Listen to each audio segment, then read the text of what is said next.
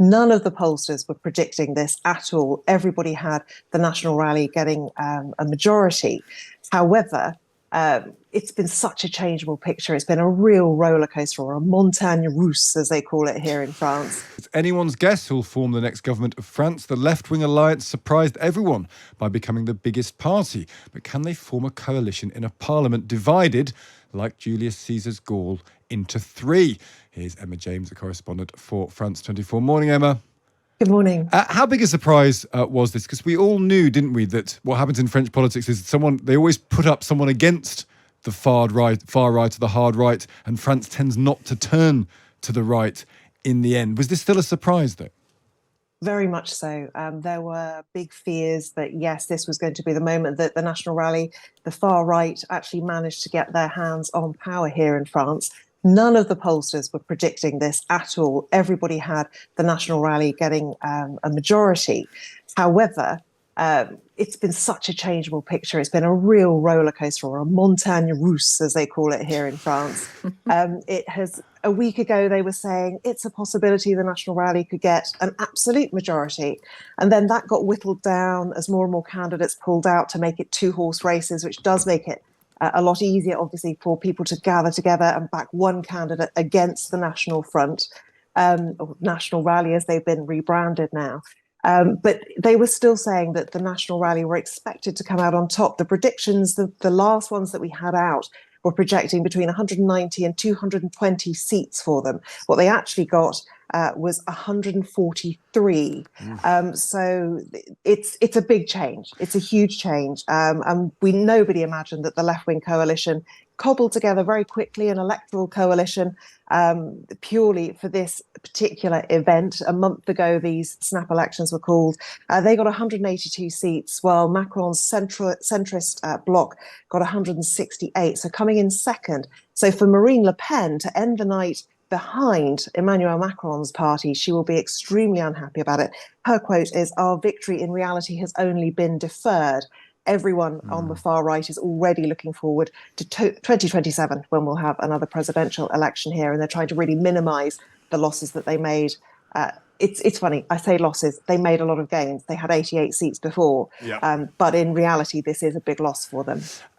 And some people were saying, oh, it shows Macron was right to call the election, but it doesn't really, does it? Because it is not clear, and I find this constitutionally really interesting, it's not clear how France copes with a split into three like this, is it? It's not quite clear what sort of government can emerge. No, we're in extremely uncharted territory here. Ordinarily, what happens is you would expect the presidential party to win the majority. He can then pick his prime minister, appoint them, and away we go. And it's all very straightforward. If there is a straightforward absolute majority, then he is obliged to pick somebody from that one party. But of course, what we have here is nobody has a majority, not even the left-wing coalition. I'm slightly surprised to see, seem to be very much holding firm together. There was a lot of discussion about, would it survive beyond this election? Because the left wing is very split. Let's not beat about the bush here. The biggest number of seats within that left-wing coalition went to La France Insoumise, or France Unbowed, as it tends to be called in English. They are very far left, and ordinarily there's quite a split between them and the socialists and the Greens and the communists, even splits within their own party, because Jean-Luc Mélenchon, their kind of head honcho, the face of the party, is a very divisive figure. In fact, he's been accused of anti-Semitism by the National Front. So we're really in a world where the whole of French politics has turned on its head. And Jean-Luc Mélenchon is somebody who has praised Russia back in 2014, I think it was, when Crimea was annexed. He praised that annexation. He's been a bit mixed on his messages when it comes to Ukraine as well. And certainly some very ill thought through comments in the wake of the October 7th attacks in Israel, because there is very much a feeling that they are the party that backs Palestine, and there are these accusations, widespread accusations of anti-Semitism within the far left. So the left-wing coalition is holding for now, but we'll have to wait and see. And who knows who could be appointed prime minister. And the point is that they can't have a coalition really with the centre, can they? Because the left wing in France disagrees with the economic reforms that Macron wants to do. So what happens then? If there's three distinct parties that can't really gather together, the centre, the left and the right, what happens? I think the fight will be on to find some sort of consensus candidate. Whether or not people can get behind, I mean, the left wing were very clear last night. They said that it was time for Emmanuel Macron to admit defeat. They'd lost 3 times in a row at the polls now, and it was time for them to accept we are not the leaders of this country. And they were fairly clear in the fact that they seemed to be saying they weren't prepared to share power with that centrist bloc, Macron's Ensemble group. So they're saying they won't work with them. For their part, Macron's party has said that they would not work with the far left, La France Insoumise. So there are all these little splits. So the idea, I suspect, is going to be to find some sort of consensus candidate. It could even be somebody who's not actually been elected this time around. It could be somebody from outside of politics.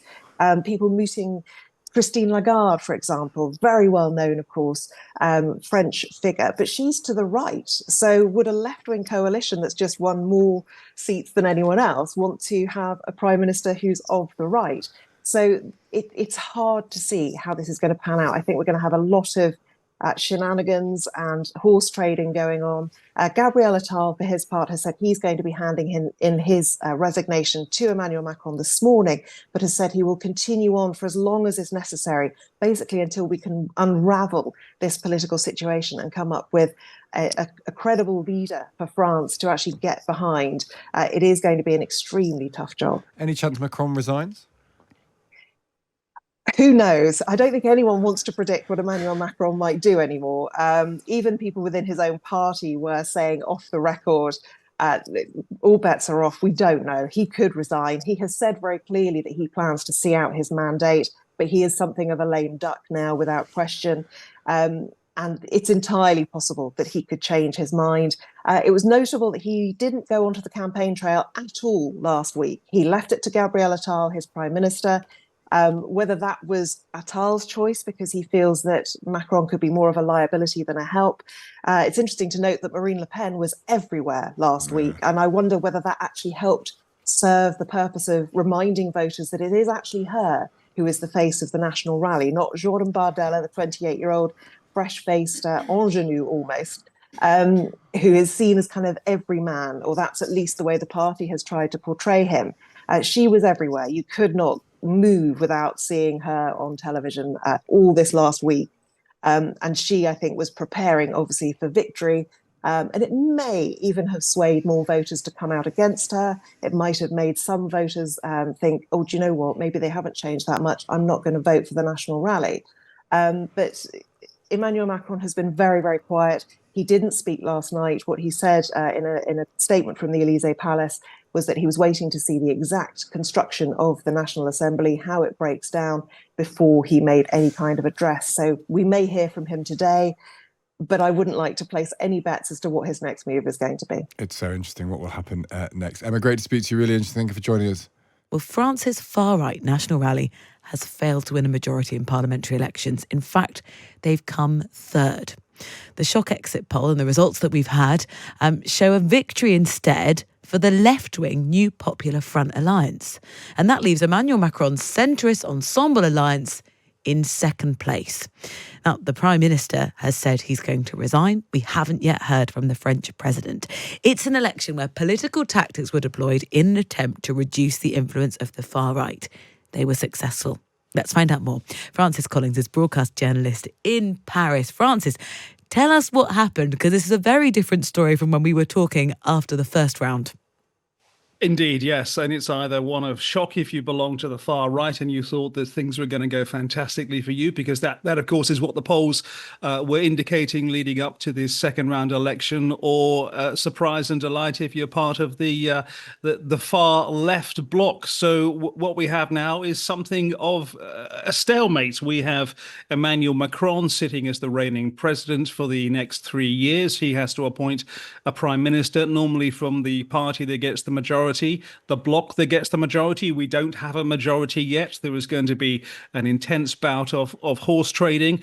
And bearing in mind, this is a country that's hosting the Olympics in barely 3 weeks' time. We could go into the Olympics without a prime minister, without a government, not entirely sure how this country is going to be run over the next year, because Macron cannot go back to the people for another 12 months after calling this election for the parliament. So it's a surprise, I think, to many people, disappointment, of course, to many people, and France is waking up to a political stalemate. Yeah. And explain, if you were someone who didn't want the far right to win, how was this a triumph of tactical voting? What were the tactics at play? Well, it seems that the left suddenly woke up. I mean, alliances on the left and on the right are nothing unusual here. We had one in the last presidential election as well, the last National Assembly election 2 years ago.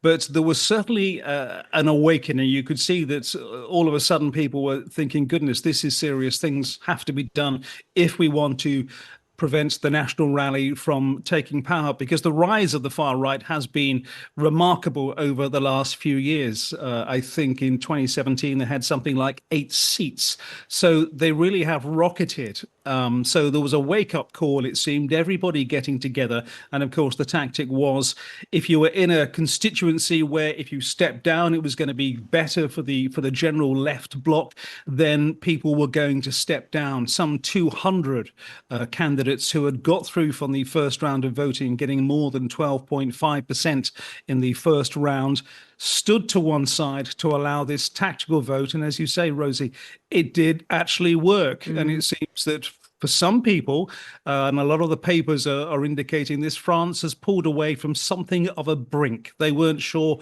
what was going to happen. It could be argued that Macron, and he's not spoken, as you say, maybe saying, well, look, this is what I intended all along. I wanted to show France what could happen if they allowed the far right to come into power. And I wanted France to awaken and come together. And this is what has come to pass. That may be a bit of a stretch, though. He may try to spin it like that. I just wonder what's going to happen now. So the Prime Minister said he'd resign today. I mean, I know it's not hugely important, but I mean, it was an opportunity to France to really show how proud it was, how united it was on the world stage. The Olympics is in 2 weeks' time. Presumably, the Prime Minister might be asked to stay on to sort of oversee that before some more significant political upheaval. Yeah, indeed. He doesn't necessarily have to resign this morning, as he's mentioned. That was something that he said. By the way, he was, I think, second or third out of the blocs yesterday when it came to talking about this, giving speeches after the result. Jean-Luc Mélenchon of the far left, he's normally very quick onto the podium. He was out calling for the government to stand down, the president to stand down, and as you say, the Prime Minister Gabriel Attal said he would be standing down this morning. Now he could stay on. He could be persuaded to stay on. We could also have a situation whereby a technocratic government and technocratic prime minister is appointed in a few weeks' time to effectively run the country until they can vote again. And that won't be, as I say, for 12 months.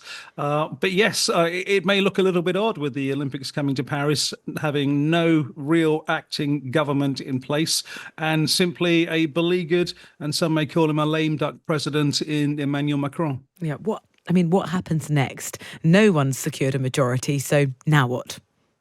Horse trading. A lot of intense horse trading, because bear in mind, although they got a very large bloc on the left, the New Popular Front is far from united on many issues. It's not as simple as saying, well, they can all join with another bloc. We could also have some sort of piecemeal horse trading, whereby if there is some sort of administration put together, it can govern based on the legislation that they want to bring bit by bit. But intense discussions in back rooms, I think, are going to go on. They certainly will not be accepting Jean-Luc Mélenchon of the left as prime minister, as he would like to be. That won't be accepted by Macron or by others. Somebody could emerge from the darkness who is an acceptable candidate across the board.